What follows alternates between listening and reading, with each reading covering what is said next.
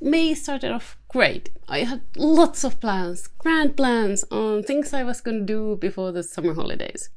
I had started on doing mermaid drawings, which is a bit risky for me since I've failed to complete mermaid like lots of times. But I wasn't aiming on actually completing it, I just wanted to finish some drawings. And I was really excited about them, they were looking good. And then I just hit a dead end. And I was working on a SKILLSHARE class as well. I was probably just working too much. If I had had more time to myself, more time to relax, I would have probably been able to keep going. I just ended up feeling really tired and having a really hard time finishing those line arts. I'm happy at it though. It's nice to be making new art because it's been really slow this year. Since May last year, I've been suffering from burnout and depression, and I'm still in the process of trying to recover. And I haven't been actually making a lot of new art.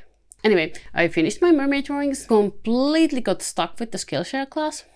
It was going well, everything was pretty, and then suddenly I hated it. I hated the drawing, painting, whatever. I hated it, and I couldn't move forward.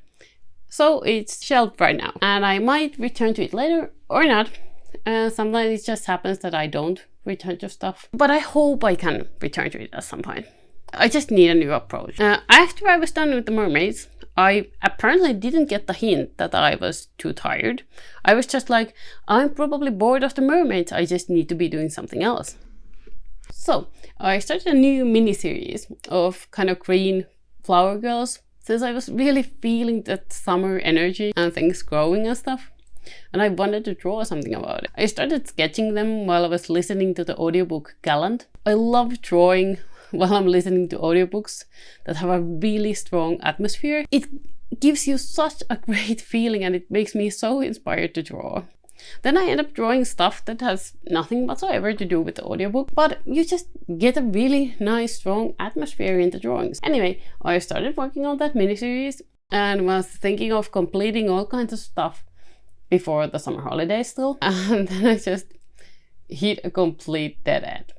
I just couldn't keep going. I was too tired and I was too depressed. I kept trying to get back to meditating, but I couldn't manage it. And I just ended up having to take some time for myself and try to take stock of what it is that I'm trying to do.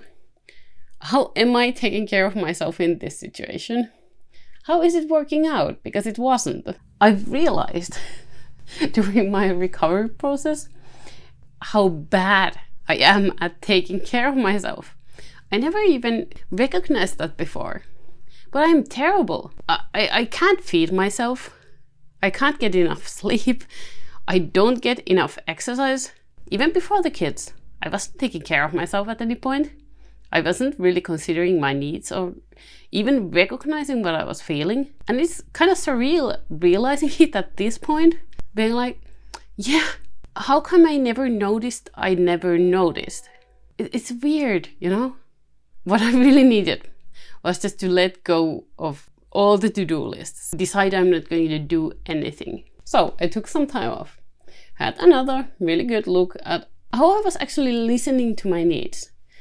Because I noticed it's really easy to take all those things you're supposed to do to take care of yourself, you know? Having fun, being social, exercise, meditating, doing yoga, writing a journal. Am I missing something? Getting outside, going into nature. There's so much stuff. It's physically impossible to actually do them, at least do them every day. I think I was putting way too much pressure on myself, feeling really depressed about not being able to do that stuff. What I actually realized is that more important than doing that stuff is actually taking time to listen to myself. That's the first thing I need to do. Take things slow and take breaks and just check back in with myself. How am I doing? What am I actually needing right now? Can I somehow replan things? That's actually what I needed to focus on. Just learning to listen to myself and to take breaks. The rest of the stuff, if I listen to myself, I'll naturally do the things that I feel like I need. Then I don't have to have a long to-do list I'm failing to actually work towards. I've been feeling better. The one good thing I did manage during June was actually get back into running.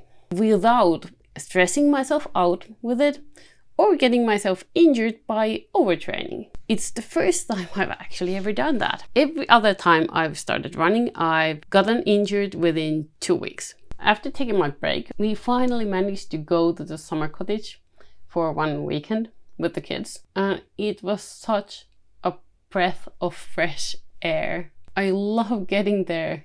It feels like a balm to my soul. It's such a healing environment, feeling completely surrounded by nature. You can't hear any man-made things there besides yourself. My place is so far off from the road and there aren't any close neighbors that in general there's normally no noise. So you can just listen to the birds and listen to the insects and listen to the wind, and it's the best thing ever. It feels so healing.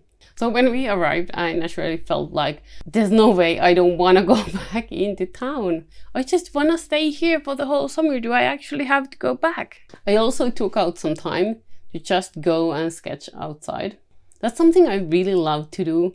That's something I share online a lot because I don't really end up with finished drawings to show off. I just love going out and sitting and just, sketching plants that are on the ground, sketching the trees, sketching anything, and just kind of meditating with my pen, I guess. Just seeing what happens and really feeling the nature and the plants and everything around me. And those drawings end up inspiring a lot of my actual work. I really hope I have more time to do them this summer, but I was so happy I did then. I sketched some midsummer roses that had already started blooming, and then just some strawberries and random plants. And it felt so relaxing leaving.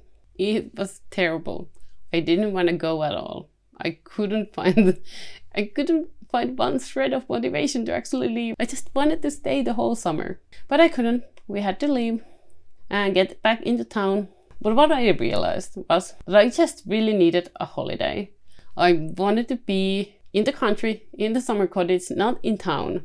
I wanted to leave everything behind for a while and just concentrate on, being.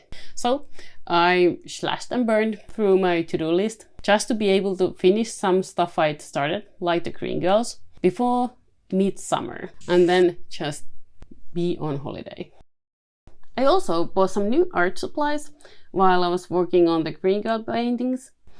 As I was testing out some of the art pens I'd gotten as a gift, and I didn't have converters for them. I was going through the cartridges a bit too fast for my comfort, so I really needed to buy a few converters and some more ink.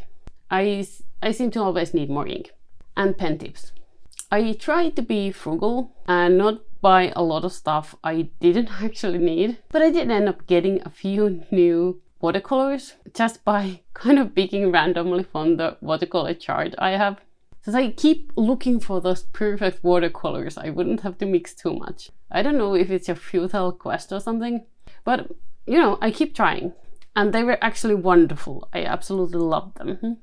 That last week before the holidays felt so long. But I was able to finish everything I had left and could finally leave just before midsummer.